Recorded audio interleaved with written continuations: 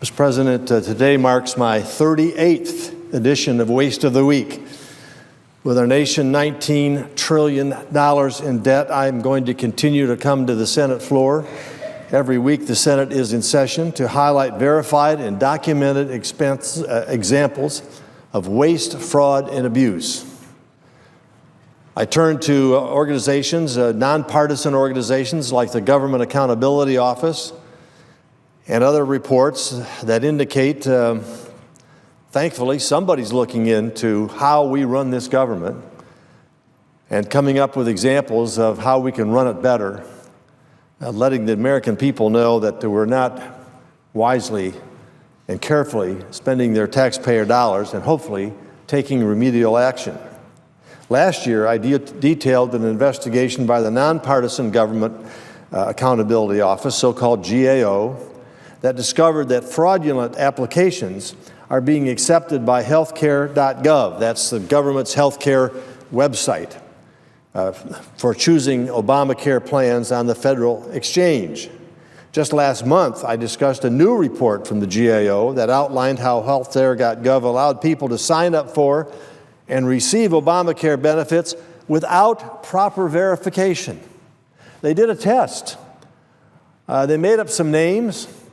They filled out the application. They sent it in to healthcare.gov.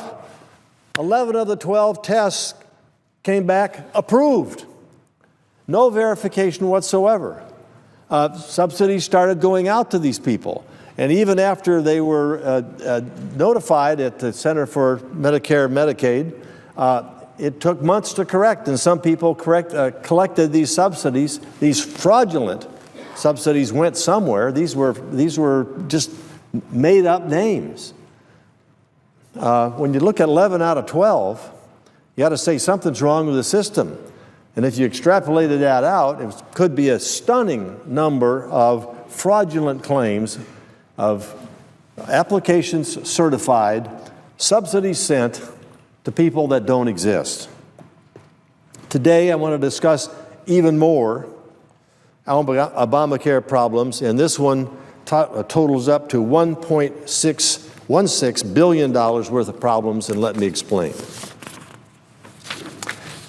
Now, we all know that the Affordable Care Act, which I call the Unaffordable Care Act, based on its operations so far, it directed states to either develop their own state-based exchange to operate Obamacare or to use the federal exchange, accessible at healthcare.gov. States had a choice which way they would go. But in order to try to get states to set up their own exchanges, the Obama administration awarded billions of dollars in federal grants to states if they agreed to plan and develop a state exchange. In 6 of the 14 states that chose to develop their own exchanges and received these federal grants, Maryland, Hawaii, Massachusetts, Oregon, New Mexico, and Nevada, the end results were disastrous. In fact, the GAO found that these state exchanges were given the green light without the systems ever being tested. For example, the Maryland Exchange website had more than 600 unresolved defects, and Massachusetts had over 1,100 unresolved defects. Now, I made a little bit of a mistake here. They were tested, but they weren't tested correctly.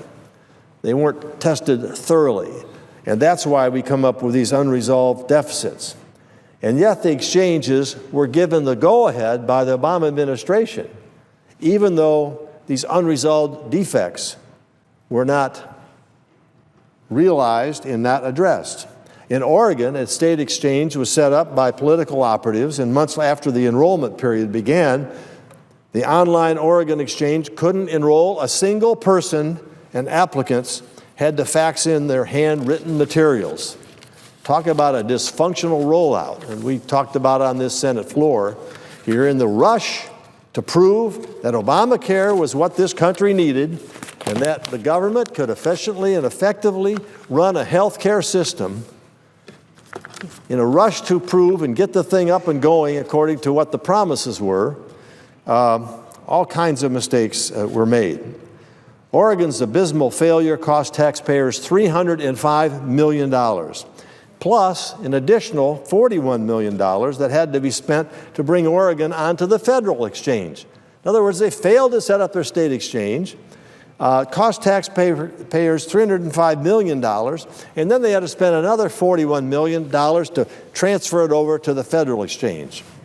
All totaled, the federal government gave these 6 states $1.16 billion, and today none of these 6 states are independently operating their own individual exchange.